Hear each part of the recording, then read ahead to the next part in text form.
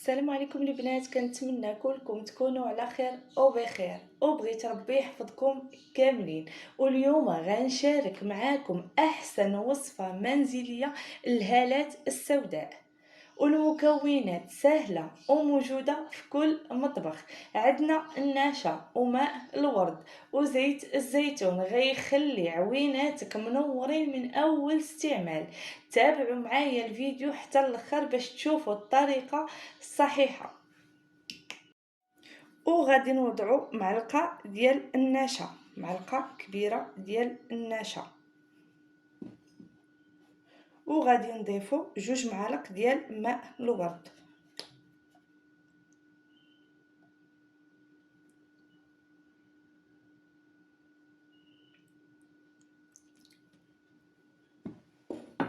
وغادي نحركوا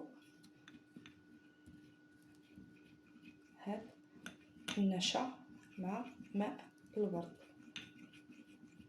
حتى يذوب لنا النشا ويصبح لنا بحال الحليب.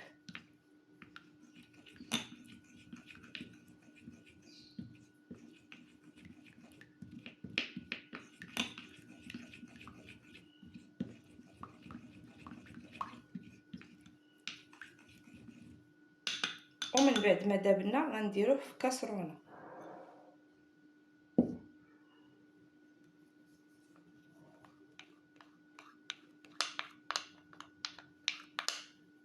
ومن بعد غادي نديروه على النار باش يتقلنا الخليط. ومن بعد ما درناها فوق البوطه خليناه يتقال يولي على شكل كريمي 3 ديال الثواني ونطفيو عليه البوطه. ومن بعد ما بردنا الخليط غادي نكبوه في الزلافه ونطبقوا الكريم ديالنا تحت العين الهالات السوداء، ونركزوا على البلاصه اللي فيها الكحوليه.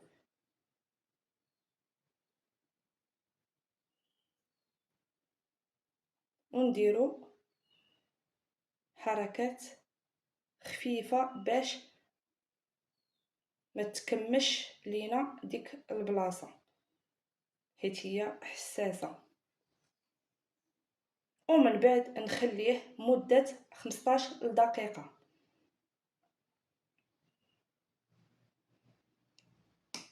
وهذا هو الكريم اللي غادي يهنيك من السواد تحت العين. ونصائح اختي ذهبيه للهالات السوداء باش نعاونوا هاد الكريم باش يفتح لنا.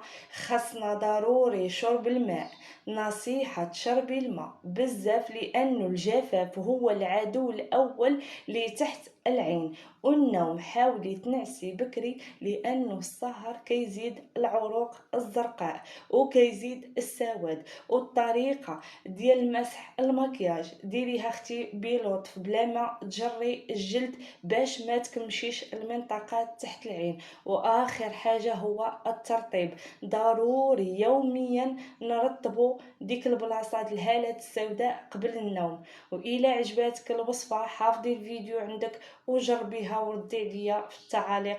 وما تنساوش واحد لايك والاشتراك في القناة باش يوصلكم كل جديد، وبصحة والراحة.